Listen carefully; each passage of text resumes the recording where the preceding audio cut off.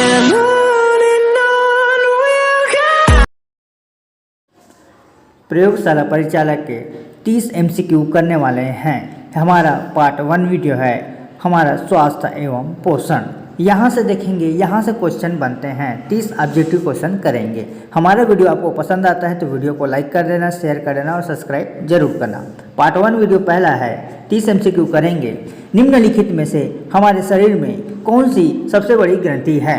आप लोग कमेंट करके बताइएगा जिसको मालूम है। तो चलिए देखते हैं। पहला ए पेशी, दूसरा तंत्रिका, तीसरा यकृत या डी उपयुक्त में से कोई नहीं। तो देखिए, निम्नलिखित में से हमारे शरीर की सबसे बड़ी ग्रंथि, आप सभी को मालूम होगा कि सबसे बड़ी ग्रंथि है, आपका आंसर सी होगा, यकृत। आप देख पा रहेंगे ह्यूमन लिवर एंडोटोमी, यानी कि ये जो आपका यकृत है हमारे शरीर की सबसे बड़ी ग्रंथि होती है। आपको वीडियो पसंद आता है तो वीडियो को लाइक जरूर कर लेना और आप लोग कमेंट बॉक्स में सभी का आंसर देने का प्रयास कीजिएगा। दूसरा है, दूध को कुछ देर खुले में रखे जाने पर उसका स्वाद खट्टा हो जाता है। ऐसे प्रश्न आपके एग्जाम में पूछे जाते हैं, है ना। तो आप लोग हमारे YouTube चैनल पर कंटिन्यू बने रहिएगा, ऐसे वीडियो लेटेस्ट लाएंगे। अगर आपको वीडियो पसंद आता है तो आप डिस्क्रिप्शन के नीचे कमेंट करके बता दीजिएगा कि सर आप नेक्स्ट वीडियो इस प्रकार के लाएँ, ठीक है। तो देखिए, यहाँ पर जो स्वाद खट्टा हो जाता है दूध का, जो खुले में रखते हैं, तो यह किसके बनने के कारण होता है? तो आप सभी को मालूम होगा, जो खट्टा होता है, दही का खट्टा हो जाना किस कारण होता है? तो लैक्टिक अम्ल। उसी प्रकार दूध भी खट्टा हो जाएगा लैक्टिक अम्ल के कारण। तो इसका आंसर कौन सा हो जाएगा? ए। तीसरा है, निम्नलिखित में से कौन सा पाचक एंजाइम नहीं है? मैं डिटेल भी आपको समझाते चलूँगा और डायग्राम के हिसाब से भी आपको कंप्लीट जानकारी देने का प्रयास करूँगा, है ना। तो ऐसा देखिए, निम्न में से कौन सा है जो पाचक एंजाइम नहीं है? तो पेप्सिन, रेनिन, इंसुलिन या एमिलाप्सिन। तो इसका आंसर होगा इंसुलिन। ऐसा क्यों? तो ध्यान से सुनिएगा। निम्न में से कौन सा पाचक एंजाइम नहीं है पूछा है, तो इंसुलिन एक हार्मोन होता है ना। इंसुलिन क्या है? एक हार्मोन है, ठीक है। तो देखिए, जो इंसुलिन होता है, आपको मैं क्लियर आपको समझाऊंगा। यहाँ पर देखिएगा, जो इंसुलिन एक हार्मोन होता है, क्योंकि यहाँ पर देखिएगा एक प्रकार का हार्मोन है जिसका निर्माण अग्नाशय में होता है। हमारा आमाशय कार्बोहाइड्रेट को रक्त शर्करा में परिवर्तित करता है। इंसुलिन के माध्यम से यह रक्त शर्करा ऊर्जा में परिवर्तित हो जाती है। यदि पैनक्रियाज इंसुलिन बनना बंद कर देता है तो ब्लड ग्लूकोज ऊर्जा में परिवर्तित नहीं होगी। इसी कारण यह जो है पाचक एंजाइम नहीं है, इसलिए यह इंसुलिन इसका आंसर सी होगा, क्योंकि पाचक एंजाइम आपका पेप्सिन, रेनिन और एमिलाप्सिन है। अगर नहीं है पूछा जाएगा तो आप इंसुलिन बताइएगा। इंसुलिन क्या है? एक हार्मोन है। याद रखना, इंसुलिन एक प्रकार का हार्मोन होता है, एग्जाम में कभी भी पूछ सकता है ना।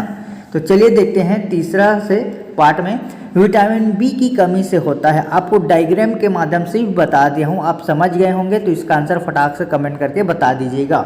Option A scurvy, option B dermatitis, option C beri, option D phrynoderma, है ना। तो विटामिन बी की कमी के कारण होता है, कौन सा रोग होता है? बी, है ना, बेरी रोग के कारण, ठीक है। यहाँ तक क्लियर हो चुका।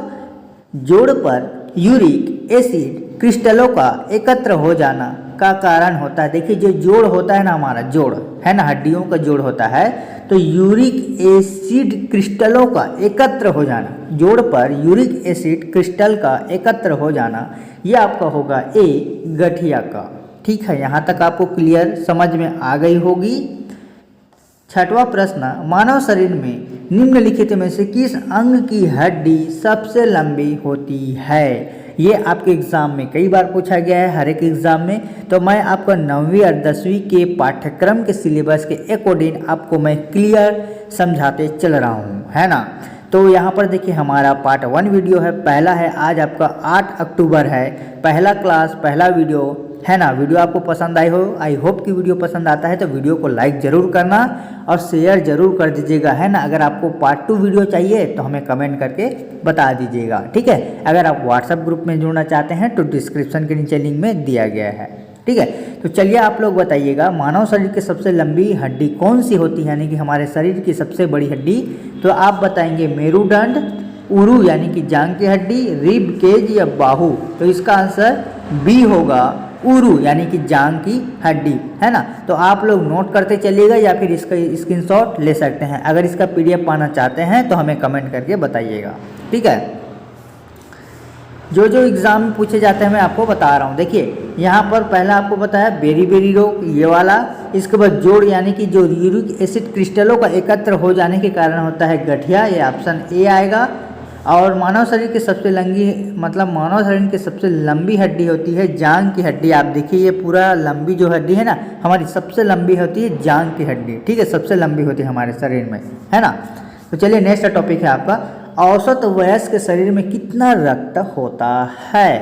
तो यहाँ पर आंसर ए 3 से 4 लीटर, ऑप्शन बी 4 से 5, ऑप्शन सी 5 से 6 या ऑप्शन डी 6 से 7। तो कमेंट करके बताइएगा अगर आपको मालूम है।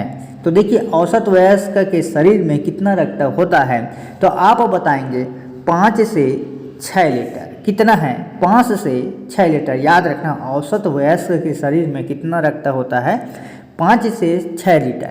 इस वीडियो को अगर 2 से 3 बार अगर रिपीट करके वीडियो को देखोगे तो आपको क्लियर समझ में आ जाएगा, नोट्स बनाने की भी आवश्यकता नहीं होगी। एग्ज़ाम दिलाने से पहले एक बार वीडियो को देख के जाइएगा। मैं प्लेलिस्ट के माध्यम से डेली क्लास लेकर आऊँगा। आज आपका 8 नवंबर है, जैसे कि मैंने पहले वीडियो में कहा था कि 8 नवंबर से हमारे चैनल पर न्यू बैच प्रारंभ किया जाएगा, वो चैनल पर प्रारंभ कर दिया गया है, ठीक है। तो डेली आपको पार्ट वाइज कराऊंगा, पार्ट 1, पार्ट 2, पार्ट 3, ऐसे मतलब कंटिन्यू यानी कि सीरीज बाय सीरीज आपको क्लासेस लेकर आऊँगा, है ना। रक्त धारा में ऑक्सीजन ले जाने वाला प्रोटीन होता है, तो आप सभी को मालूम होगा रक्त धारा में जो ऑक्सीजन ले जाने के कारण होता है वो प्रोटीन होता है, हीमोग्लोबिन होता है। आंसर सी होगा। हीमोग्लोबिन में निम्नलिखित में से कौन सा तत्व मौजूद है? कैल्शियम, लोहा, पोटेशियम, सोडियम। तो हीमोग्लोबिन में निम्न में से कौन सा तत्व है जो मौजूद होता है? हीमोग्लोबिन क्या है? हीमोग्लोबिन मतलब खून, है ना, मतलब रक्त प्रवाहित होता है, वही है। किससे? लोहा। लोहा का मतलब होता है आयरन, Fe आयरन। यह आपसे ऑप्शन बी होगा, ठीक है। तो यहाँ पर देखिए जो औसत वयस्क के शरीर में कितना रक्त होता है, तो आप बताएंगे 5 से 6। रक्त धारा में ऑक्सीजन ले जाने वाला प्रोटीन हीमोग्लोबिन। और देखिए ह्यूमन हीमोग्लोबिन वाला जो है, यहाँ पर आपको डायग्राम के हिसाब से बताऊंगा, जो रेड ब्लड सेल्स है यानी कि हमारा जो कोशिका है, लाल रक्त कणिका का जो कोशिका है, आप यहाँ पर देखिएगा डायग्राम के हिसाब से भी आपको समझा दिया हूँ, है ना। हीमोग्लोबिन में कौन सा तत्व मौजूद होता है? तो आयरन यानी कि Fe आयरन, है ना, जो हमारे शरीर में रक्त की कमी के कारण क्या होता है। तो इसके बाद हम विटामिन से लेकर आएंगे, विटामिन ए से कौन से कमी होती है, विटामिन ए में क्या होता है, ये सब आपको मैं कंटिन्यू कराने वाला हूँ। इसके बाद पार्ट 2 वीडियो में आपका आएगा विटामिन से संबंधित जितने भी प्रश्न एग्जाम में पूछे जाते हैं, ठीक है। तो पार्ट 2 आपका रहेगा विटामिन से संबंधित क्लास, ठीक है। वीडियो आपको पसंद आता है वीडियो को लाइक जरूर करना, ठीक है। 1 मिनट ना थोड़ा सा वेट करो। चलिए अब देखिएगा पहला सफल हृदय प्रत्यारोपण किया गया था, तो पहला सफल किसने किया था? C.N. बर्नार्डे ने। किसने किया था पहला सफल हृदय का प्रत्यारोपण? C.N. बर्नार्डे ने। आप देख सकते हैं विश्व का पहला मानव हृदय प्रत्यारोपण 3 दिसंबर 1967 में दक्षिण अफ्रीका के केप टाउन शहर में क्रिस्टियान बर्नार्डे के द्वारा किया गया था, क्रिस्टियान बर्नार्डे के द्वारा, है ना। तो ECG किसकी गतिविधि को दर्शाता है? ECG किसकी गतिविधि को दर्शाता है? तो आप बताएंगे 11वां का हो जाएगा बी हृदय। डायरेक्ट आपको मैं कंटिन्यू करा रहा हूँ। वीडियो आपको पसंद आता है तो वीडियो को लाइक जरूर करना। मनुष्य के शरीर में लौह की कमी के कई परिणाम हो सकता है। लौह यानी कि लोहा की कमी से कौन सा परिणाम होता है? तो मनुष्य के शरीर में ऑप्शन ए अरक्तता, ठीक है। इसके बाद पहला सफल हृदय, ये आपको मैं समझा दिया हूँ। यहाँ पर देखिए जो हृदय वाला है, यहाँ पर ये 11वां का मैं आपको बताया था बी हृदय, ये वाला है टॉपिक, ठीक है। 13वां सर्वात्रिक रक्तदाता वे लोग हैं जिनका रुधिर वर्ग होता है, तो क्या होगा? ऑप्शन सी ओ। वो क्या है? सर्वाधिक रक्तदाता है। और किससे ले सकता है? सिर्फ ओ से ही लेगा, वो ओ से ही ले सकता है, लेकिन सबको दे सकता है। ये सर्वाधिक रक्तदाता सबको दे सकता है, लेकिन सिर्फ ओ से ही रक्तदान लेगा, है ना। अब ए बी रुधिर वर्ग वाले किसी व्यक्ति को निम्नलिखित में से किस रुधिर वर्ग के व्यक्ति को रक्त दिया जा सकता है। तो ए बी पूछा गया है ना, ए बी, ठीक है। ए बी रुधिर वर्ग वाले किसी व्यक्ति को निम्नलिखित में से किस रुधिर वर्ग, किस यानी कि कौन से रुधिर वर्ग के व्यक्ति को रक्त दिया जा सकता है। तो कोई भी रुधिर वर्ग के व्यक्ति को दिया जा सकता है, ठीक है। मानव को 1 मिनट में लगभग कितनी बार हृदय स्पंदन होता है, कितनी बार धड़कता है। तो आप बताएंगे 72 बार, है ना।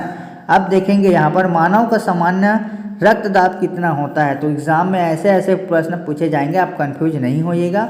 मानव का सामान्य रक्तदाब कितना होता है। तो आप बताएंगे 80 से 120 मिमी पारा। डायरेक्ट आपको आंसर कराते चल रहा हूँ, ऐसे मैं ऑब्जेक्टिव क्वेश्चन पढ़ते चलूँगा तो बहुत टाइम हो जाएगा। मानव में कुल रक्त आयरन में कितना प्लाज्मा का प्रतिशत लगभग होता है। तो मानव में कुल रक्त में, है ना, यानी हमारे खून में आयतन में प्लाज्मा का प्रतिशत कितना होता है। तो आप बताएंगे आंसर सी 55, है ना। प्लाज्मा का जो प्रतिशत होता है ना मानव में, वो आपका होगा 55, ठीक है। यहाँ पर देखिएगा डायग्राम में, ये रक्त है आपको 45 और यहाँ पर सबसे जो पीला पीला दिख रहा है ना भाग, ये आपका 55 आएगा प्लाज्मा का, ठीक है। 55 आएगा प्लाज्मा का। ये 1% आपका थोड़ा सा ये वाला डार्क नीला टाइप का दिख रहा है, ये वाला देखेंगे। और ऊपर का आपका है प्लाज्मा यानी कि पीला टाइप का, प्लस से प्लाज्मा पीला रंग, ठीक है।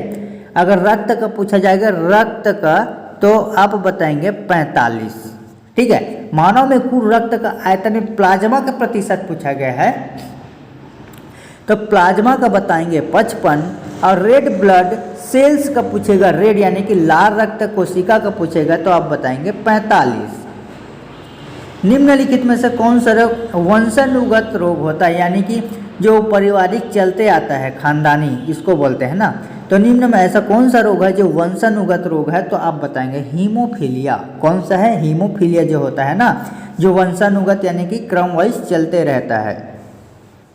अब देखेंगे गति प्रेरक यानी कि पेस मेकर, ये इंपॉर्टेंट है, इसको एक बार समझिएगा। पेस मेकर किसके संबंधित है। जो पेस मेकर होता है ना आपका, वो सी से संबंधित है, हृदय से। आप देखेंगे, अगर देखिए जो हृदय जो धड़कना थोड़ा कम हो जाता है, गति एकदम कम हो जाती है, धीमी हो जाती है, तो यहाँ पर जो पेस मेकर लगाया जाता है निम्न में किससे संबंधित है, इसको मशीन द्वारा लगाया जाता है। आप देखिएगा यहाँ पर पेस मेकर जो यहाँ से धड़कना स्टार्ट हो जाता है, मतलब उसको पंपिंग करना स्टार्ट करता है ना।